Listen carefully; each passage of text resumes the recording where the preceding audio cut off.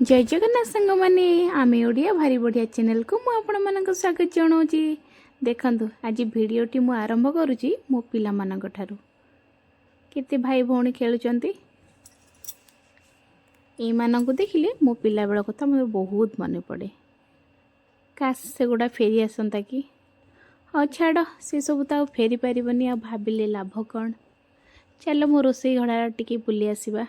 देखु मोर आसी रोसई सरलाणी भात सरी गोटे भजा बढ़िया भजा हो जाइए।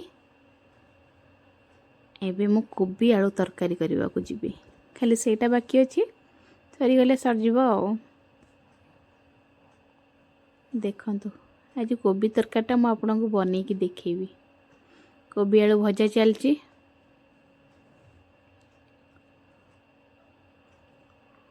कोबी आलू भाजिकी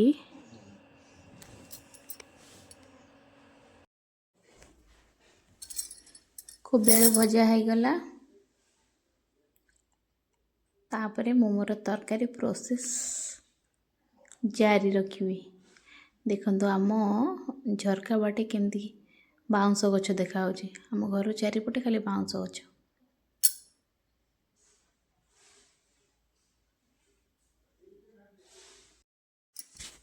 कहले देखिए सांग मैंने आमे हेले घरणी केवल घरे रही आमर रोषेबास करवा काम नाई कि सका उठले कहार को चिंता आमर कौन रोषे हेले आमे कौन खाइबा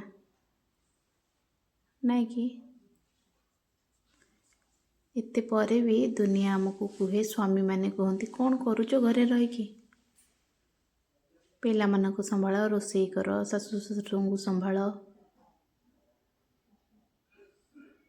फिर भी कौन करुच तुम माने हो छाड़तु आटा तो आमर काम आ कौन करवा।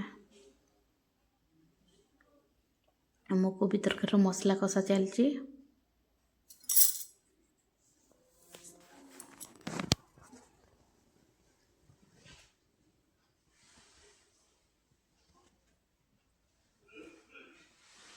अच्छा सांग मैंने को मैंने समस्ते कोबी आलू झोल खाइबा भल पाती मत कमेंट रे जनइबे क्या क्या भल लगे मत एत भल लगे फिर भी मु खाए आ को मानू बहुत भल लगे से माने कमेंट रे जनइबे।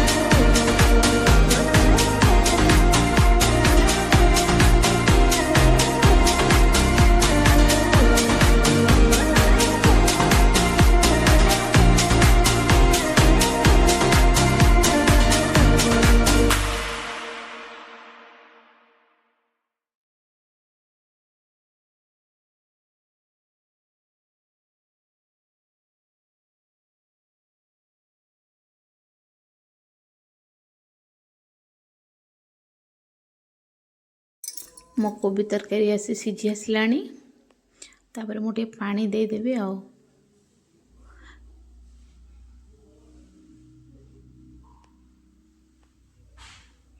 पानी देदेला पर हो बस सरीज आमर कोबी आलू झोल।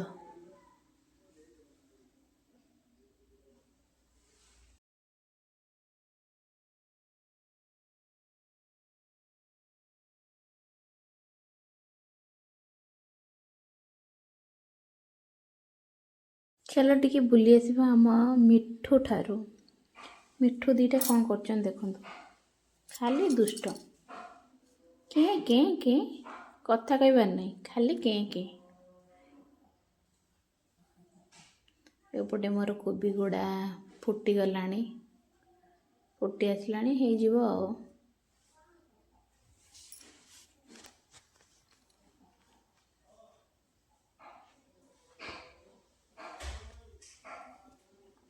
मो पु शुई पड़ी जदि ए उठब ना तरकारी तरकारी बटर तार थी मोर चलि ड्यूटी रे आउ तरकारी करदेबनी कि रोसे बास सब ये रहा मु बटर चलि पो पाखु सरी जाऊ तरकारी सी उठू भगवान दयार।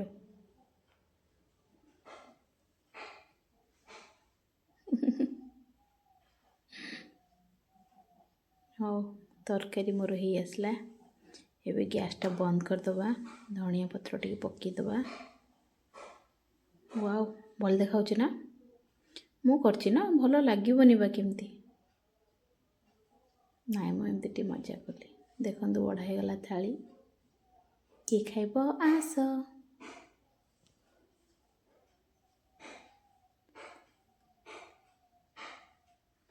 सांग मैंने आस खाइबा मु जाउछि खाइबा को। जदि वीडियो टी भल लागी लाइक शेयर सब्सक्राइब कर देबे।